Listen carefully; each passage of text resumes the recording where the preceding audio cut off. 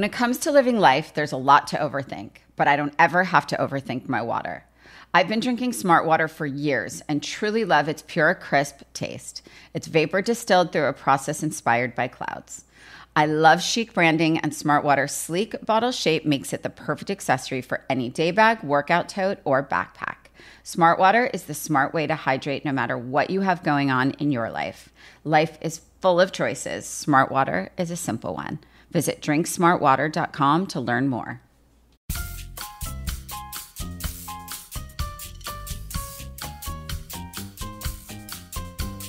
Hi, everyone. I'm Rachel Zoe, and you're listening to Climbing in Heels for your weekly dose of glamour, inspiration, and, of course, fun.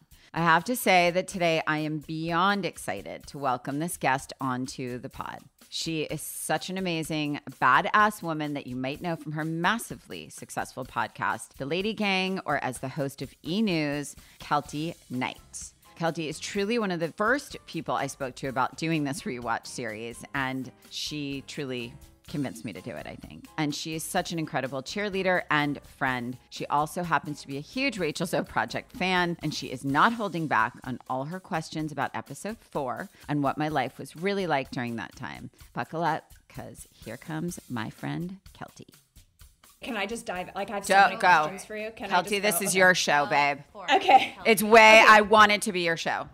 Okay. Well, I have so many questions, and I think watching this where I'm at in my career, being the host of E! News, having done, we had a Lady Gang podcast show on E! That was behind the scenes. So I know kind of all sides of like what comes forward facing us and like what it's like to film behind. Mm-hmm. I just have so many questions about the access that you had because this episode, season 1, episode 4 that we're talking about, you go to Fashion Week and you're set up at the Thompson Hotel and, and that's easy to shoot. Get a camera crew in your hotel room, no problem.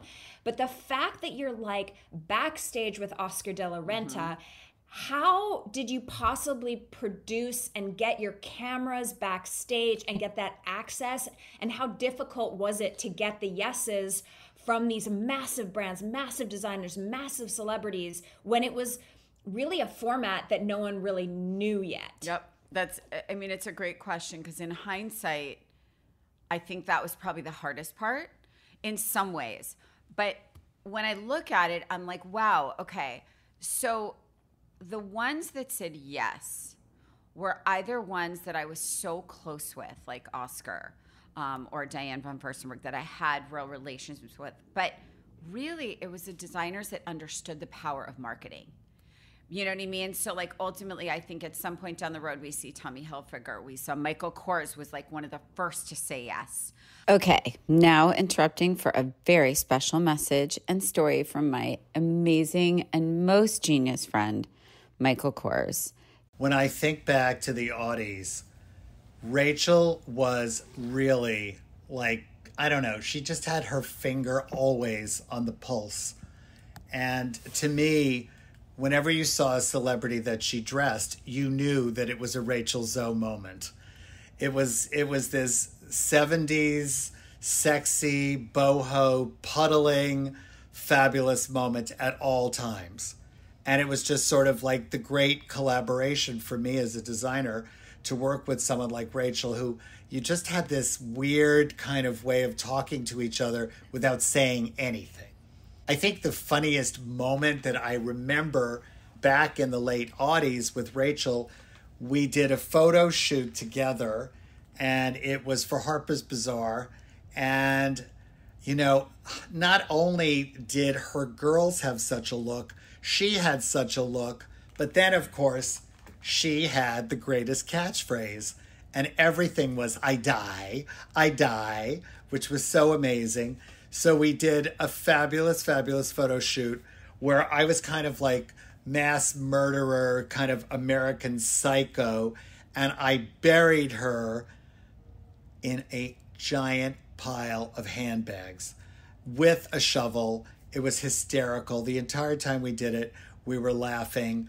And of course, you know, who better than Rachel to say, I die, but to die for being smothered by all these gorgeous handbags. Thank you so, so much, Michael. I love you madly. Diane, Oscar, I think he and I he had never done anything like that. And I think it was I think he knew like I had a crush on him. We had such a special relationship because he was such a gentleman and I loved him. And we'd collaborated so much together. And I think he trusted me. And I think, again, that goes back to your first question of like, how much should I EP? And I think for me, the things that I found I was doing the most was making sure to get important designers that to me were like my heroes, like the Marc Jacobs and Oscar and Michael and Diane and whatever. And I think that there was so many no's about certain things. And the people that said no more so were the very look down at you fashion people. The real fashion people, like the really real fashion people were like, don't show me, to make sure the camera doesn't get me or like whatever. Okay. Right. And then by like season 2 or 3, everyone was like, show me, can we do a shoot for our magazine? The one that was like, no, you're going to embarrass us. So it got easier, I think, once people realized I wasn't out to humiliate them. I was actually out to celebrate them and amplify them. And the celebrities was hard because I'm someone who doesn't ask anything of anyone. And so for me, I think doing the ask was hard. And, you know, we had people on the show in our production company that would do the reach out, but ultimately I would have to do it anyway, you know, but it was hard. Well, it's just so crazy because if you look at the media landscape now, like getting someone like at a Jennifer Garner level or Cameron Diaz level, like, you know, they may once every 10 years do some sort of Vogue video where you're allowed to go in their hotel room and see them getting ready, but like their hair and makeup's already done and they're literally just putting the bracelet on and like that's the getting ready. Yep. But the fact that people, these huge stars, showed up to your studio in their sweatpants, hair in a messy bun, doing the fitting, allowing them to be not fitting in a dress or it not working. I thought that there was this level of reality that is completely gone from fashion because we only see the highlight reel now. We do. So, you know, is it just that in 2024, the stylists are better, the dresses are better fitting, we never have a problem? Or is it just that nothing has opened up like that? Nothing's opened up. And I think, you know, it's funny. Most recently, I've seen a few people that have had newborns and they're showing themselves like in reel. And I'm like, wow, it's so nice to not see a highlight reel to make people feel human. And I think for me, the entire intention behind the Rachel Zoe Project was not petty assistant drama. It was actually to really open the curtain on the brilliance behind the fashion industry that nobody could see and nobody could know. And, you know, it's interesting because I think to your point, you know, when so many of these stylists now, they're so sweet about how I impacted their lives. And because I haven't watched the show in forever, I didn't fully, I don't think, understand what they were referring to. And as I'm watching it, I see that if you're this young person that doesn't really understand what a stylist is, you can see the good, the bad, and the very ugly of it, you know, and the pain points, you know, and what it, I think, takes, you know. And I think that was really important to me to be as absolutely real as possible. And to the extent that my clients would show that, some of them were like, I'm so in, whatever you want, I trust you, I got you. And some of them were like, no fucking way, hell no. My question is, in the like what I would call, I mean, I think your era has never died, but like in the Rachel Zoe era where you know, it was you and you alone, most powerful stylist, saying no to everyone who wasn't, you know, everyone wanted to be a Rachel Zoe girl.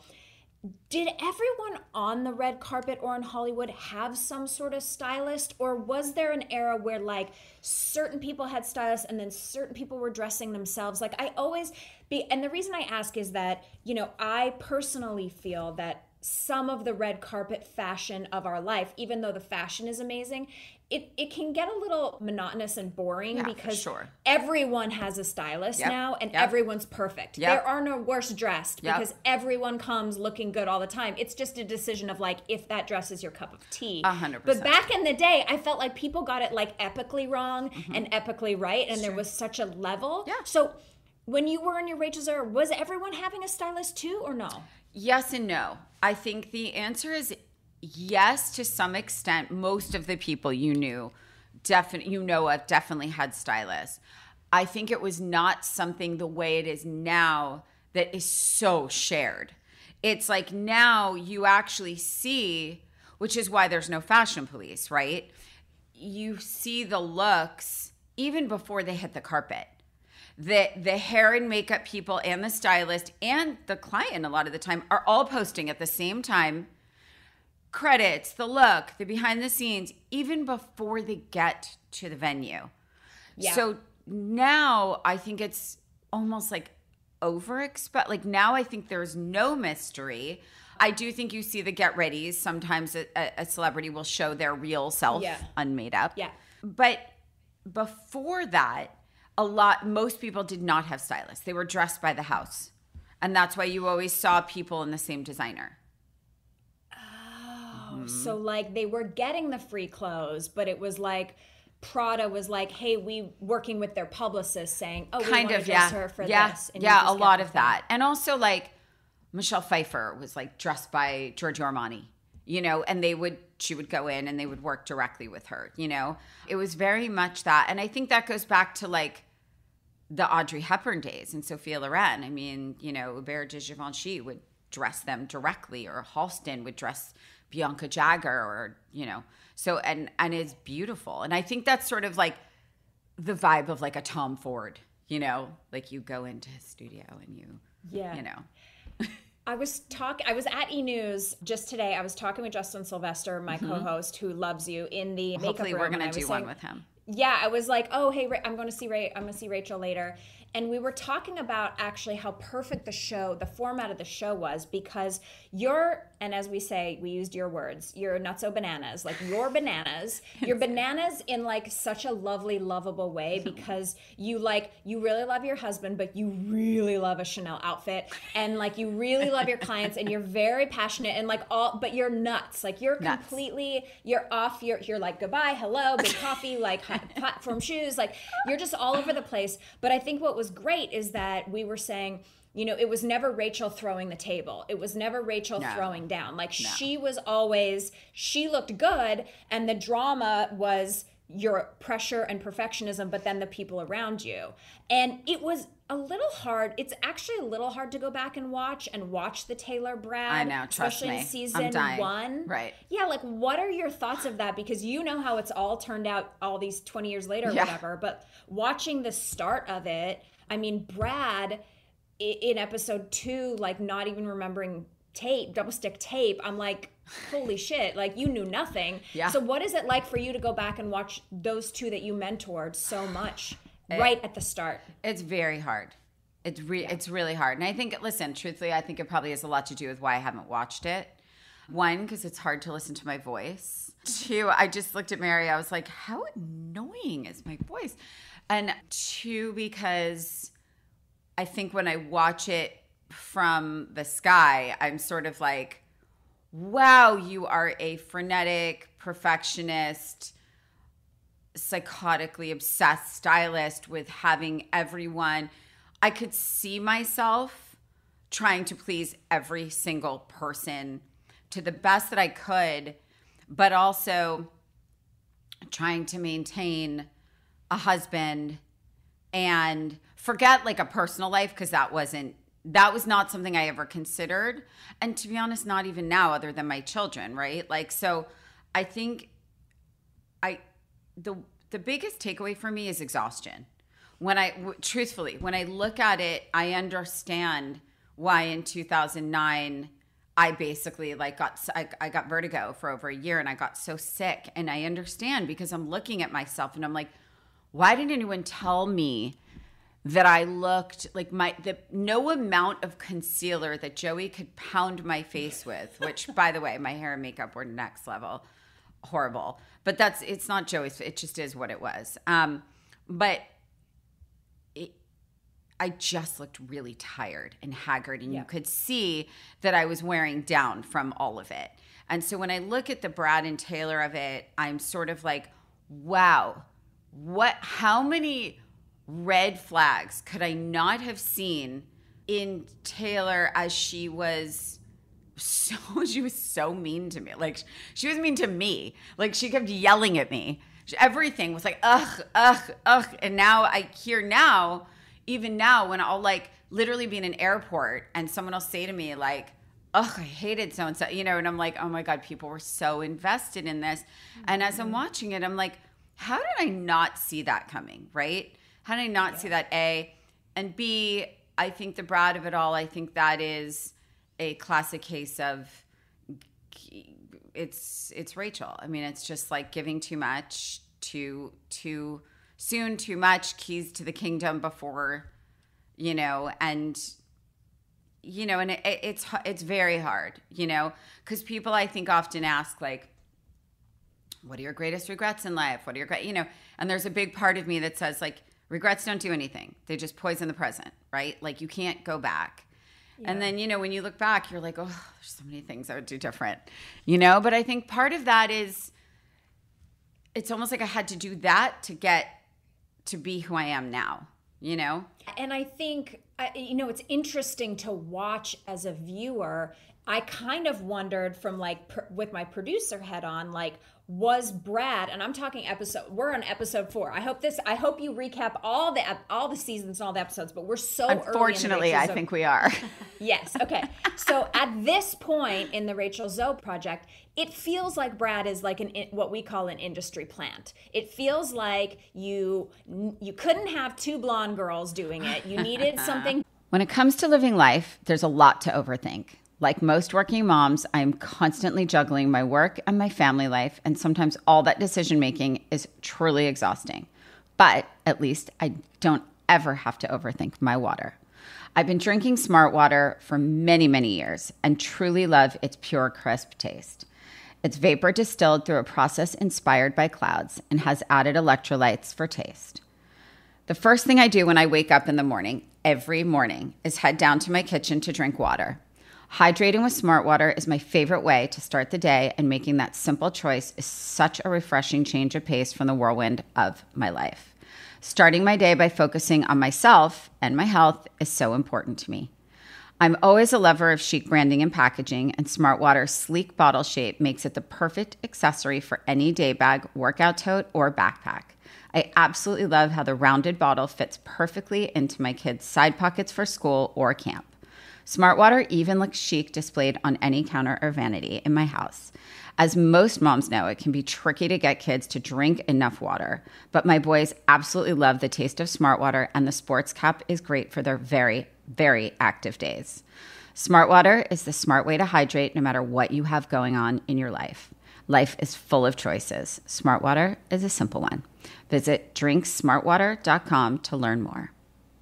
My dad works in B2B marketing, but I never really knew what that meant. Then one day my dad came by my school for career day and told everyone in my class he was a big MQL man. Then he just kept saying things like, the more MQLs, the better, over and over. My friends still laugh at me to this day. I think it means marketing qualified lead. One thing's for sure, I'll be known as the MQL man's kid for the rest of my days. Why couldn't you just be a fireman or a lawyer? Why? You ruined my life, Dad. Not everyone gets B2B, but LinkedIn has the people who do. And with ads on LinkedIn, you'll be able to reach people based on job title, industry, likelihood to buy, and more. Start converting your B2B audience into high-quality leads today. We'll even give you a $100 credit on your next ad campaign. Go to linkedin.com/customer to claim your credit. That's linkedin.com/customer. Terms and conditions apply. LinkedIn, the place to be, to be. AI might be the most important new computer technology ever. It's storming every industry, and literally billions of dollars are being invested. So, buckle up. The problem is that AI needs a lot of speed and processing power. So how do you compete without costs spiraling out of control? It's time to upgrade to the next generation of the cloud, Oracle Cloud Infrastructure, or OCI. OCI is a single platform for your infrastructure, database, application development, and AI needs. OCI has 4 to 8 times the bandwidth of other clouds, offers one consistent price instead of variable regional pricing, and of course, nobody does data better than Oracle. So now you can train your AI models at twice the speed and less than half the cost of other clouds. If you want to do more and spend less like Uber, 8x8, and Databricks Mosaic, take a free test drive of OCI at oracle.com/strategic. That's oracle.com/strategic. oracle.com/strategic. When it comes to living life, there's a lot to overthink. Like most working moms, I'm constantly juggling my work and my family life, and sometimes all that decision making is truly exhausting. But at least I don't ever have to overthink my water. I've been drinking Smart Water for many, many years and truly love its pure, crisp taste. It's vapor distilled through a process inspired by clouds and has added electrolytes for taste. The first thing I do when I wake up in the morning, every morning, is head down to my kitchen to drink water. Hydrating with Smart Water is my favorite way to start the day, and making that simple choice is such a refreshing change of pace from the whirlwind of my life. Starting my day by focusing on myself and my health is so important to me. I'm always a lover of chic branding and packaging, and Smart Water's sleek bottle shape makes it the perfect accessory for any day bag, workout tote, or backpack. I absolutely love how the rounded bottle fits perfectly into my kids' side pockets for school or camp. Smart Water even looks chic displayed on any counter or vanity in my house. As most moms know, it can be tricky to get kids to drink enough water, but my boys absolutely love the taste of Smart Water, and the sports cup is great for their very, very active days. Smart Water is the smart way to hydrate no matter what you have going on in your life. Life is full of choices. Smart Water is a simple one. Visit drinksmartwater.com to learn more. When it comes to living life, there's a lot to overthink. Like most working moms, I'm constantly juggling my work and my family life, and sometimes all that decision making is truly exhausting. But at least I don't ever have to overthink my water. I've been drinking Smart Water for many, many years and truly love its pure, crisp taste. It's vapor distilled through a process inspired by clouds and has added electrolytes for taste. The first thing I do when I wake up in the morning, every morning, is head down to my kitchen to drink water. Hydrating with Smart Water is my favorite way to start the day, and making that simple choice is such a refreshing change of pace from the whirlwind of my life. Starting my day by focusing on myself and my health is so important to me. I'm always a lover of chic branding and packaging, and Smart Water's sleek bottle shape makes it the perfect accessory for any day bag, workout tote, or backpack. I absolutely love how the rounded bottle fits perfectly into my kids' side pockets for school or camp. Smart Water even looks chic displayed on any counter or vanity in my house. As most moms know, it can be tricky to get kids to drink enough water, but my boys absolutely love the taste of Smart Water, and the sports cup is great for their very, very active days. Smart Water is the smart way to hydrate no matter what you have going on in your life. Life is full of choices. Smart Water is a simple one. Visit drinksmartwater.com to learn more. Different, and you were like, I got him because I needed an oil and vinegar assistant situation to make this show juicy. Was he coming to work for you no matter what, or was this like a casting for the show? It was both. So it was two things. There was an assistant that I had that worked alongside Taylor prior.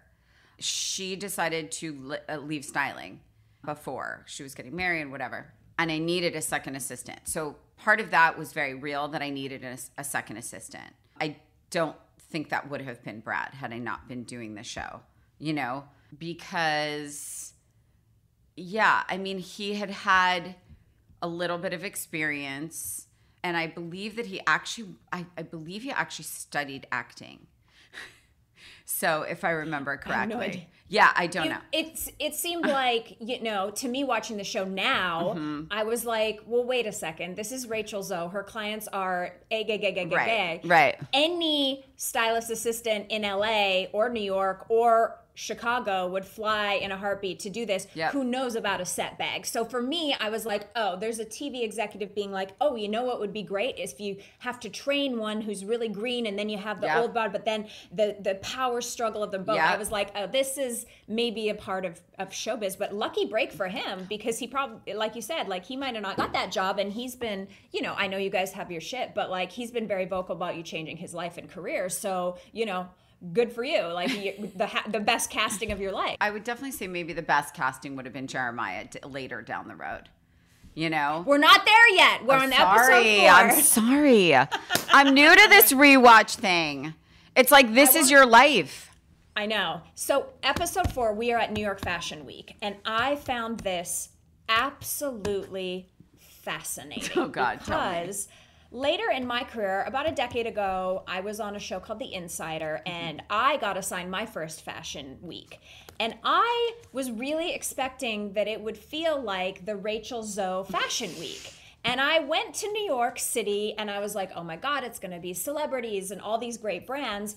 And I love Jersey Shore, and this is no shame on Snooki, but the assignment for the week was like to go to the family fashion show that Snooki was walking in. Like that's where we're at like 2014 Fashion Week. And I know New York Fashion Week has struggled. It's struggled post-pandemic. Yep. I think a lot of these fashion brands don't have money to do these big shows, but like there's no Oscar de la Renta, there's no a DVF, there's no A-list actresses flying in, maybe a Kim Kardashian sighting every 5 years. But like, what happened to Fashion Week? Because your version in season 1, episode 4 is the most glamorous shit I've ever seen in my life. Well, so that's, just so you know, that's how I came up in fashion. And that was even late. Like it had already been maybe 10 years of the most glamorous, you know. There are moments where, I mean, I was at Versailles watching a John Galliano show with every supermodel imaginable, from Giselle to, you know, Naomi to this one to that one, in couture that you would think is from, you know, the royal, you know, from Bridgerton. Like, and so it's funny that you say that, because as I was watching it, I was like, wow, I remember what Fashion Week was and what it is now, which is not, it's not in one place. It's not, you know, the way it used to be was during Fashion Week, it was like, you know, at Bryant Park. And so everyone was around Bryant Park, and that's where all the designers were. So I would go to shows, and then I would run to appointments, and then I'd run to shows, and I'd go back and pull, then I would do a fitting, and everyone kind of hung out around there, right? So there was a lot like buzzing around. Yeah. And then it moved to Lincoln Center, which was cool. And then it just became, after that, like everywhere. And I think what happened is there was no center of Fashion Week anymore. And once social media happened and content creators happened and fashion people started to sort of not go anymore, and buying became something you could do online, and watching the show became something you could do online. And not only that, when a show is airing and you can watch it from your bed, why is any one person spending 10, 15 grand to fly to New York, you know, unless they want to like be photographed, be seen? And that's great too. But I think what's happening is fashion shows are no longer filled with fashion people. I think for 1,000,001 reasons. I also think, unfortunately, very sadly, a lot of the designers don't exist anymore in the world of fashion. You know, they exist in life, you know, and they've gone on, but their brands didn't survive. And so I think there's a lot of that too. I mean, I think at this point, it's a real display of survival in the fashion world. You know, as a designer, it's really hard. It's really hard. Yeah, it's interesting. Like, I think even when I went and was covering it for a few years, there was a Zach Posen show. Yeah. And he doesn't do his, you know, like, Nope. it's just, it's kind of wild. And Sad. Very sad. It's interesting what you just said, because you said, oh, well, when the fashion influencers came to be, and it was like, you know, oh, you just want to be doing your street style and your social media and stuff like that. it kind of reminds me what you said about at the beginning of the episode when you came in with your TV crew and none of the fashion people wanted you to be filmed. Yep. There is this feeling like the fashion world, whenever it becomes like too accessible, they're like, no, this is the cool kids club and no one's allowed to sit here. Yeah. To Except that demise. doesn't, thank you. Exactly. That was my point. To detriment, 100%.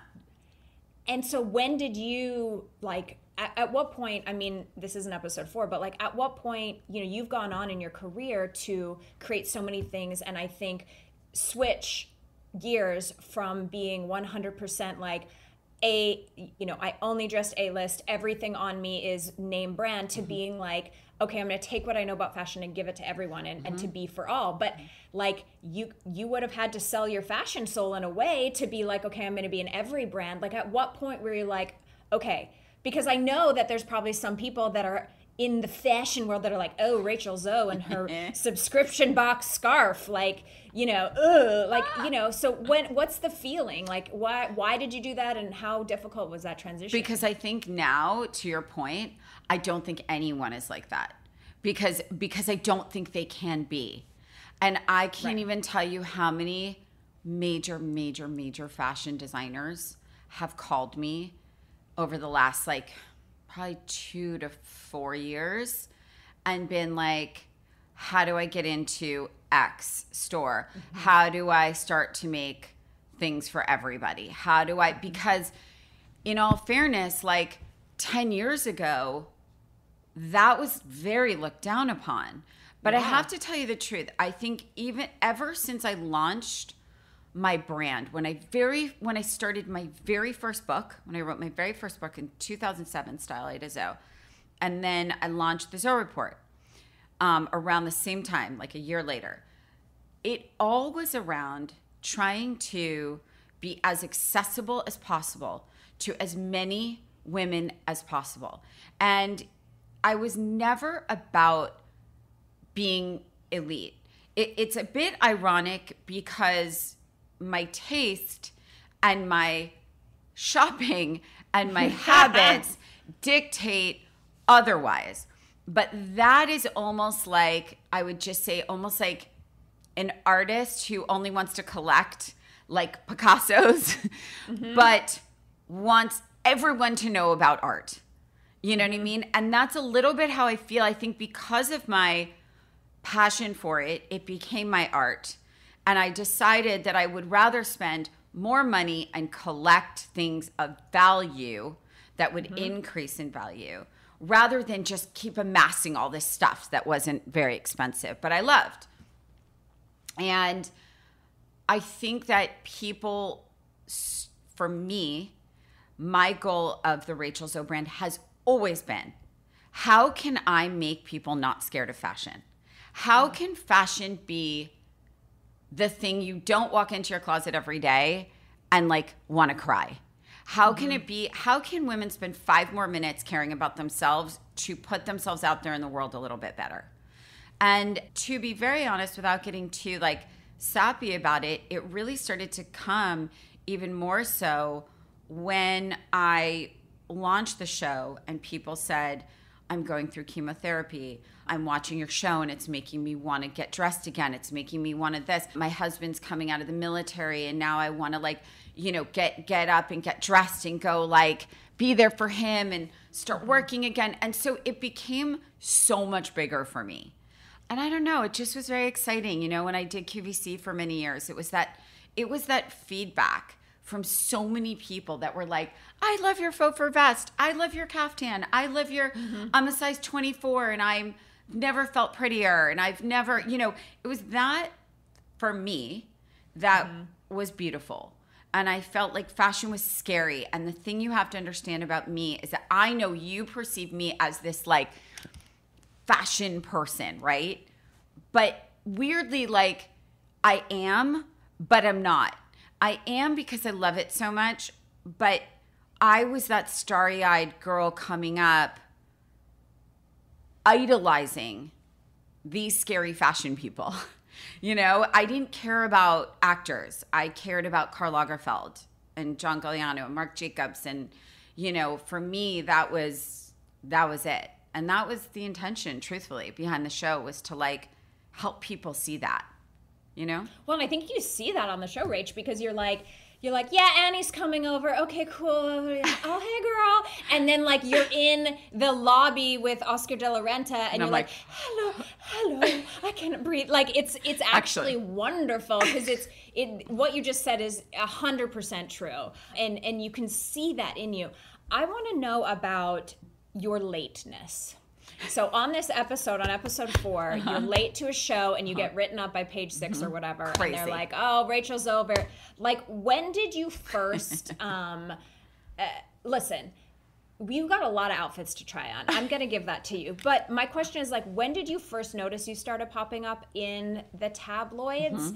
And how did you get used to that? Because you popped up, and it's kind of hot, right? Like, a stylist being famous is like, this has not happened before. This was before we had like we didn't have Instagram. Nothing. Nobody knew the stylist name. You Right. were just in the background. Yep. So the fact that like stylist was in the headlines in Page 6 and things like that, it must have been like, oh wow, I'm really doing it. I'm that bitch. Like, yay. And then at the same time, you're like, crying in a corner. Like, Yes. how did you meld those two things together? Well, I think it's exactly what you said. And I think that's exactly what I have, and by the way, continued to struggle with throughout my life. I wanted, it's so funny. People are like, oh, you're famous.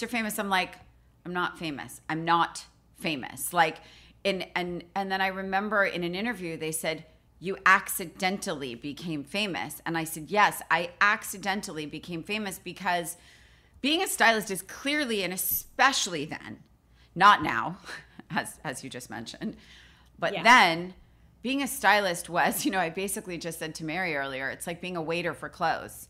It's like, I am here to bring you the options, to tell you what I think is best, to recommend, but being famous was never part of this journey. It was like, how do I become the best stylist there could ever be? And it wasn't about winning a prize. It was like, how do I keep working? How do I get my next job? How do I not let this person down? And I think my disease of people pleasing, I think as a stylist, had served me probably to a fault. But I think there was this no margin for error concept that I governed myself with. And I think when I was pulled into the spotlight, it was in an effort to understand the women that were getting paparazzi'd like crazy and why they look good going to Starbucks and why they look good going on a date with their boyfriend or whatever, and not just on a red carpet. And I think the way that I approached styling was like, no.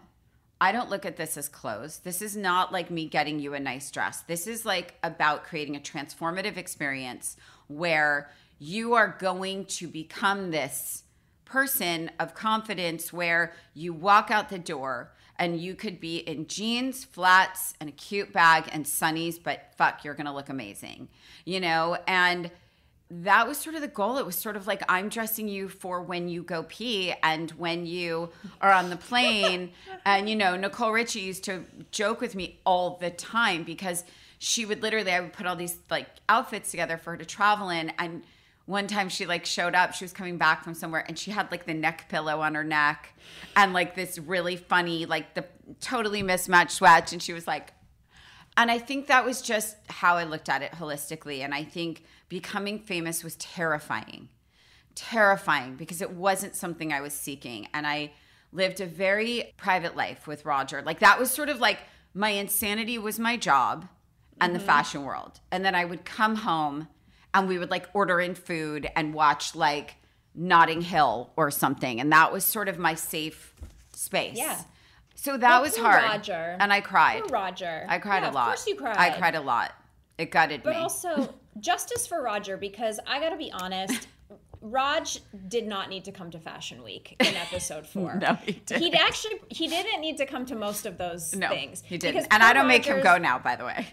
Because it was your security blanket. You needed your security blanket Correct. with you. But poor Roger is like, are we going to have dinner? And you're like, no, bitch, it's Fashion Week. I'm doing Fashion Week. And oh, by the way, you can't come because there's no seat for you. True. How much of that was real and how much of it was like, well, for the show, we need Roger there. And he's just going to be pissed off. Although he's so calm on the show. And I'm like, I'm like, he really knows how to handle you, which I love. Well, he's not as calm now, I think, after children, but I think in those days, I think you have to remember that in that time, we were both able to just work and love each other. It was pre-children. And I think had children been layered into this insanity, I cannot imagine him calm. Because it's just all so much without kids. You know what I mean? Yeah. And then I think, as I said, I think the exhaustion, and I think when I watch it, I'm like, there was definitely some of it where, look, I don't think I traveled without Roger until like a few years ago, truthfully. And that's only because like Mary would come with me or Casey on my team or someone who I feel like safe with and like who's another safe person for me. But I didn't go anywhere without him ever. Not to events, not to shows, I would never fly without him ever. And I think that, I really, when I look at it, I'm like, God, help him. Like how in God's name, no wonder he has such like PTSD from my styling life, because when I jump back into it, like 2 years ago to dress someone for the Cannes Film Festival, he was like a mess. He was like, you can't do this. And I was like, I'm good. I'm just tiptoeing. I'm not really doing it.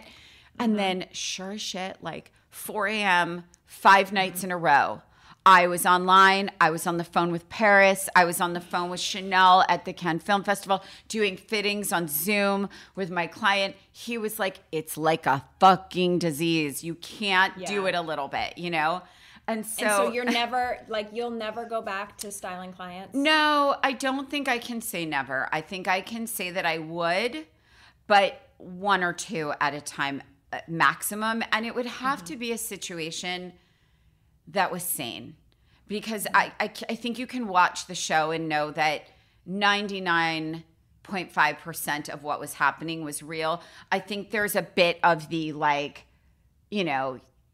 Roger may be there because they needed the sort of the letdown or whatever. But in fact, he was for sure sad because he would always rather be with me.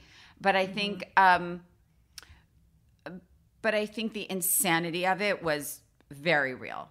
And I don't think that's sustainable, really. Yeah. In hindsight. Well, my biggest question for this episode and just your career in general is I sat back and I was watching it, and here you are, you're you fly to Fashion Week and it's your job. And at the time, I don't believe you were getting paid to go to shows. I mean, maybe now if someone wanted you as an influencer, you might. I don't think that was a thing. Back then, I don't think so. I think now probably you could get paid as an influencer to come to a thing and wear the thing or whatever. But at that time, you're putting up your team, you're flying across the country, and then you're seeing all the shows, and you have a black car that's taking you around. All of this costs money, insane and then money. I'm looking at your what you're doing for a living, and I'm and then I see you being okay, I have 2 hours, I'm gonna go shop, and you pick 10 things, and Roger's yelling at you. And there is a bit of me as a viewer, Rachel, that's the math is not mathing here. Right. Unless you're fashion getting paid, the fashion math is not unless you're getting paid $40,000 per look to get someone dressed for a red carpet, which if you are, that's I don't know what stylists charge. Right. I've only ever been able to afford a low-end stylist, which can be maybe $2,000 or $3,000 for a look, know? But I'm assuming you were incredibly well paid, but the math is not at that point in your career. So confirm or deny. Okay. So it's a loaded question. I'm gonna make sense of it for you. Okay, so you have to remember some of that was paid for by the show. Correct. Right? Okay. So there's production expense, right? That is you may not have stayed at the suite in the Thompson. Yeah, to be honest, at that time probably would have, but I'll tell you. But don't forget, I knew the owner of that hotel is a very dear friend of mine. So I never stayed in a hotel that didn't hook me up, whether it was comped, whether it was heavily discounted, whether they just wanted the PR, because any hotel on the show would get so much. I mean, anything that was on the show was like a sellout, right, at that time. But so at that time, and I'm just being very honest with you without sounding like a complete asshole, I was making a fuck ton of money. I was making a fuck ton of money in my career. Truthfully, as a stylist from, I'm going to say around 2000, like when I started with the Backstreet Boys or just before that, there was such insane amounts of money being thrown at stylists. Such a good point. And it was crazy money to a point where I actually quit once because I felt so overpaid that I said, I can't believe that. It was right after 9/11. And it was like social workers and doctors and teachers and psychiatrists. They can't even pay their fucking rent. And I am making unlimited amounts of money. And it was because the music industry was making so much money, right? And the studios were making so much money. So I would be paid full rates to work for a month on a certain job, or like music videos. The band, two bandmates wouldn't show up. So they'd pay me my full amount, keep me in a presidential suite, and then rebook it, and I'd get paid again. That's how crazy it was. So when you saw this is so interesting to me. So when you saw your client going down the red carpet for whatever movie premiere, it's not necessarily the client writing the check. Oh, it's the never. movie studio. Never once. Never once. Never once, babe. Never once. Clients don't pay out of pocket. The music business had so much money. So when back in the day, when they're doing 4-day multi-million-dollar music videos and movies, you're bringing a whole. Like I would do Cameron for all her Shrek tours. Okay, right. I would do Lindsay Lohan for all of her tours. I would do. I was working with Salma Hayek. I was working with Keira Knightley during Pirates of the Caribbean. So I had so many clients doing major movies, major press tours, but forget the press tours, right? So Jen Garner I was working with during Alias, during the height of her movie career. But beyond that, she also was doing Neutrogena. She was doing Banks. She was doing, so the way that styling worked then, and I don't believe even close to the same is put into that now because of the industry and different funnels, advertising, the jobs that required a t-shirt, a white t-shirt would pay the most. And the jobs that I love the most, very often I made $5 on, like a fashion shoot, like a cover shoot. You know what I mean? So I was consulting for Harper's Bazaar and shooting all their covers. And like my favorite things I've ever done in my career, Demi Moore for Harper's standing next to a giraffe on a staircase on a beach. Like, I didn't get paid for that, but it was probably one of my favorite shoots I've ever done. Cameron Diaz on the top of the MetLife building. We did this like 70s, very like Diane Keaton shoot, and it's iconic. But like, I didn't get paid for $100, like nothing. I don't want to say nothing, but what I mean is that was not feeding my business. Right. Not to mention. That's so interesting because you're always like, I just always feel like, oh, well, like, yeah, I get how multi-movie successor person could afford a big stylist, but like, how does the check is not even cleared from her music deal yet? Like, how is she in Prada? I'm gonna tell you. What? Studios, record labels, advertisers, and then separate of that, don't forget, I had 2 book deals, my media business, my show, and then multiple endorsement deals that I was doing that were annual checks. So it was, Roger, get off her tail. Let her go in the Chanel store. By the way, that's why he ultimately caved, because this wasn't like this was not a scenario of me being like, babe, can I have like $5,000 for this vintage Hermes coat? It was like, I didn't have kids and we had a dual income. And you're a dink. Dual income, no kids. We were going to St. Bart's for weeks at a time. We didn't, it's like it was a different time in life. And, I would never do that now. I would just never do that now. I would never walk into a vintage store and drop 20 grand or whatever. Like that's mental to me. But I have the archives, so that's great. Okay. Well, it's just so interesting. Like, I guess my like sort of last question is, this is season 1, episode 4 of the show. You go on for multiple more seasons, and a lot of kind of big heartbreaks. I mean, at the end of season 1, going into season 2, we see Taylor leaving. There's the Brad stuff. Like, would you have still done the show if you, obviously there's so many good things about it, but if you knew it was gonna like the fame and the show was gonna like rip apart your life in the way it did, especially during that era, would you have done it?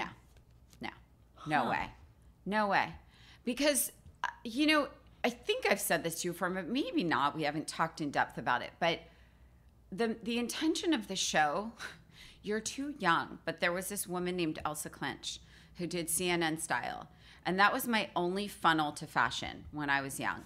And every Saturday morning at 10:30, I would watch it. It was a 30-minute show of this incredibly chic woman with an English accent who went around and spoke to John Galliano and Karl Lagerfeld and Donatella Versace and literally sat in their homes in front of a fireplace, would go to their shows, and then interview them. And that was the show that I wanted to do, because I said there needs to be an Elsa Clinch. Someone needs to show the brilliance of the designers. Was not about me. I was Keltie. I was like, let me interview you. It wasn't it wasn't like, make me famous. I want to be famous. It was not that. And I had been so battered by the media with false narratives just before the show. And so when I went to Bravo and told them what I wanted to do, I said, I need to do this show. I need to show the talent. I need to blah. And they were basically like, okay, but it's going to be different because no one cares about that but you. I was like, cool.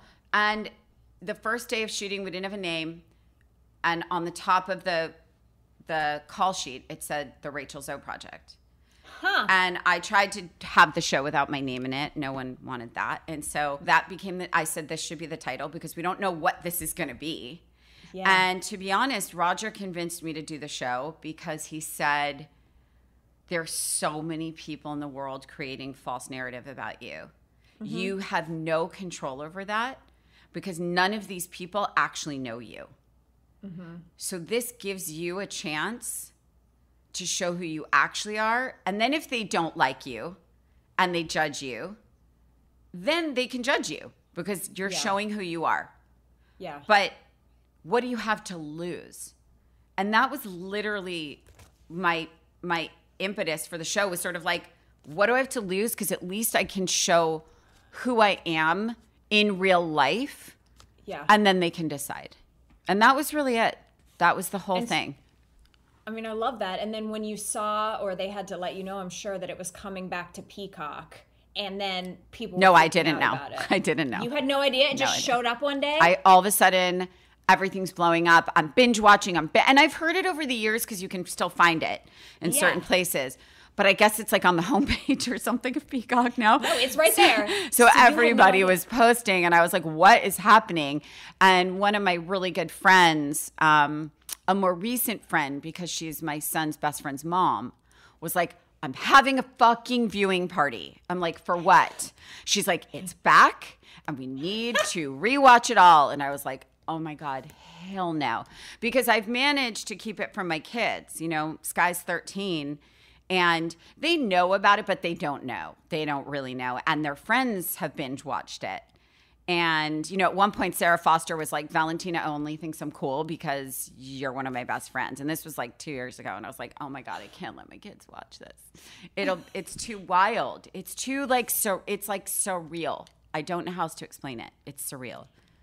Did you have like PTSD? Like, do you have I don't want people to see it, like I want it to be dead? Or are you kind of excited about this? Because there's a whole new generation of fashion girls that are going to discover you, and even just entertainment people. Like, I don't know, it's kind of cool, I think. I mean, but I would be not sleeping if I were you. Well, it's the thing I've been saying, I think, as I've watched a few episodes is like, part of it is teary.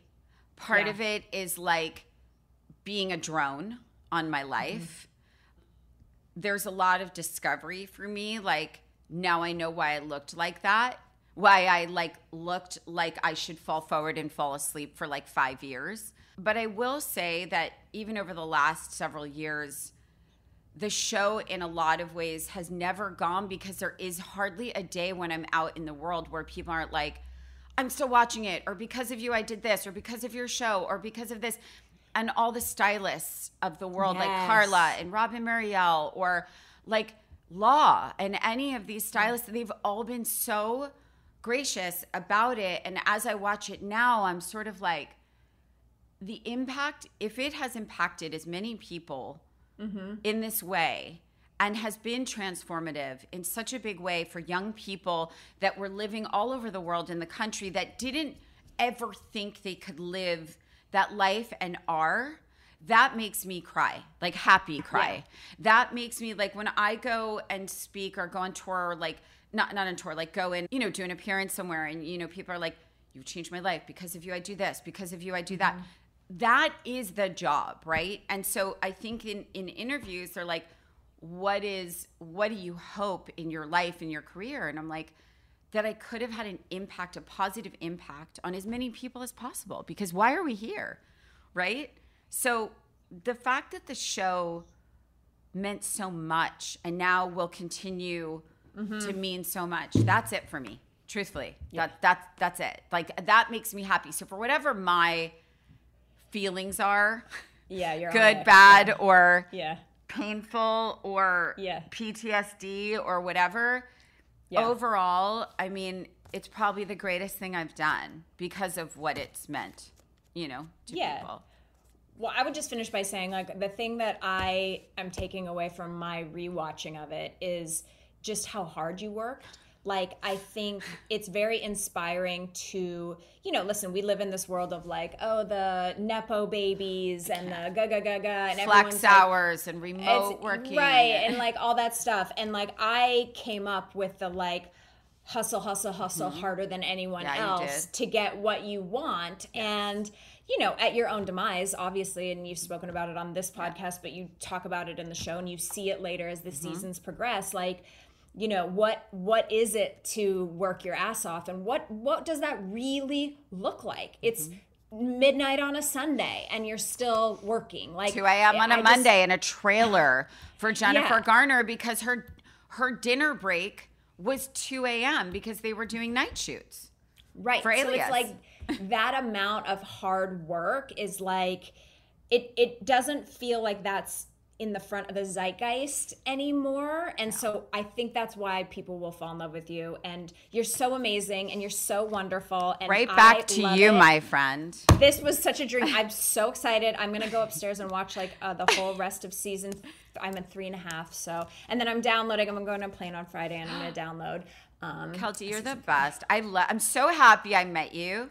We share a mutual bestie, our friend Marcella. Yeah. Shout out to Marcella Queen. Also an insanely hard worker, but also can I embarrass you just as you leave? You're fucking like crushing life, and you have worked your fucking ass off to get where you are. And I've watched, you know, the last since I've known you, I've watched so much with your podcast. It's like the number one top whatever, Lady Gang, Keltie. I mean, that's how I started even knowing about podcasts with you. So, you know, you're a fucking badass. We were a lot of people's first podcasts. And if you loved this episode, I would love to just tell everyone that We Are a Lady Gang is going on tour all fall. So the dates are at ladygang.com/tour. But Rachel won't be. Rachel won't be there. No, but I'm going to cheer from here. I'm probably going to wear a tiara, which is also not like. I love tiaras. But anyway, I thank you for that. And like, let's go hustle, girls. And this was amazing. And if you need someone for like season 4 or 5, Keltie, I'll be caught up. Babe, anytime you're bored and want to come back and do this with me, you are welcome. The door is always fucking open. If you want more Climbing in Heels content, follow me on @Rachel Zoe and @Climbing in Heels Pod on Instagram for more updates on upcoming guests, episodes, and of course, all things Curator.